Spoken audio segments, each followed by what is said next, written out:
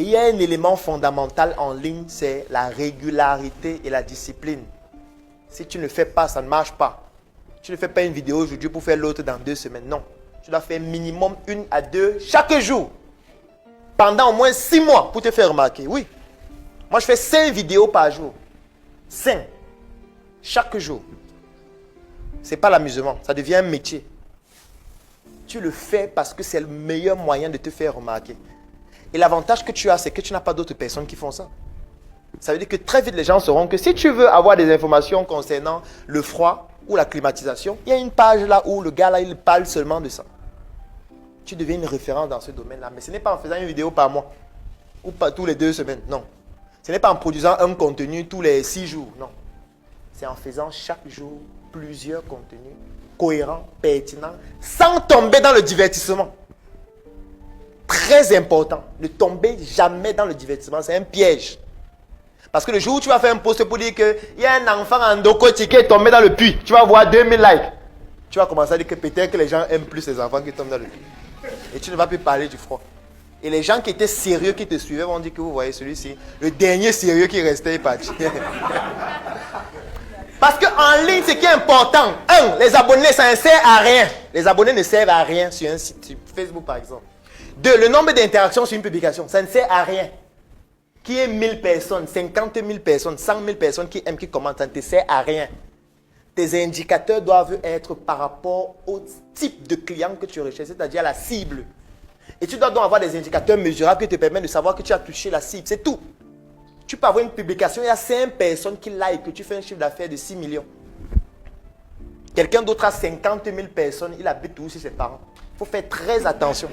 Il y a des gens qui sont populaires et pauvres.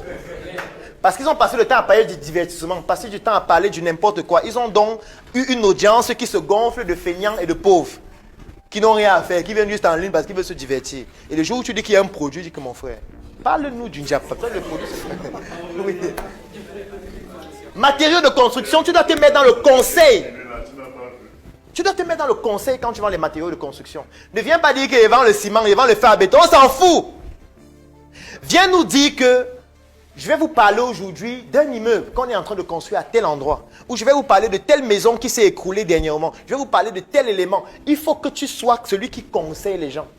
Tu prends des thématiques concernant les problèmes que les gens ont. Et quand tu parles de cela, il faut savoir qu'il y a les émotions que tu dois utiliser, comme la peur, qui est l'émotion qui pousse beaucoup plus facilement à l'acte d'achat.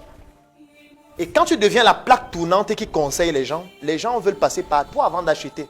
Et comme tu vends, tu vas beaucoup plus vendre. Mais si tu viens chaque jour dire, je vends ceci, il y a promotion de ceci, on s'en fout. Puisqu'ils peuvent aller eux-mêmes à la quincaillerie acheter. Donc il n'y a personne en ligne. Je vois personne en ligne qui produit ce genre de contenu de manière régulière, sans comédie. Je ne vois personne. Oui. Fabrication, tu as une page en ligne où tu communiques sur quoi? Nouveaux produits sortis, nouveaux savons, n'est-ce pas? Ta dernière vidéo où tu parles de l'entretien de la peau, c'était quand? C'est bien. Tu fais combien de vidéos par jour? Non, madame. Quand on parle de cosmétiques, ça veut dire qu'on parle de la peau.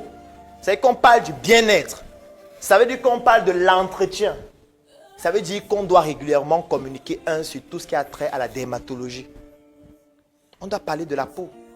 On doit parler des problèmes que rencontre la peau. Quand je parle de la peau, c'est la peau, ce sont les cheveux, ce sont les fanaises, c'est-à-dire les ongles. On doit pouvoir parler des différents problèmes que les gens rencontrent le plus. On doit présenter les solutions par rapport. On doit devenir une référence par rapport aux problèmes de la peau. On doit pousser les gens à nous demander, mais pour le problème de la peau, là, tu as dit qu'on fait ça. On fait comment pour trouver tel produit? Je dis qu'en fait, j'ai le produit là. Donc le produit d'appel n'est pas le produit que tu vends. Le produit d'appel, c'est ta compétence, c'est ton savoir-faire et ce sont les conseils que tu donnes. Et tu dois donner plusieurs fois par jour pendant au moins 6 mois. Pour que ça puisse commencer à avoir de l'intérêt.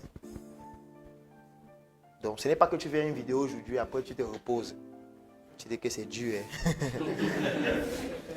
Et là, quand je dis 6 mois, c'est lorsque tu n'as pas de budget pour mettre beaucoup plus d'argent et sponsoriser. Et que si tu ne peux pas sponsoriser parce que tu n'as pas d'argent, tu fais plusieurs contenus par jour pendant au moins 6 mois. Maintenant, si tu as les moyens de sponsoriser, tu fais des contenus, tu cibles ta cible, et là la tautologie est importante, et puis ça touche les personnes directes que tu recherches.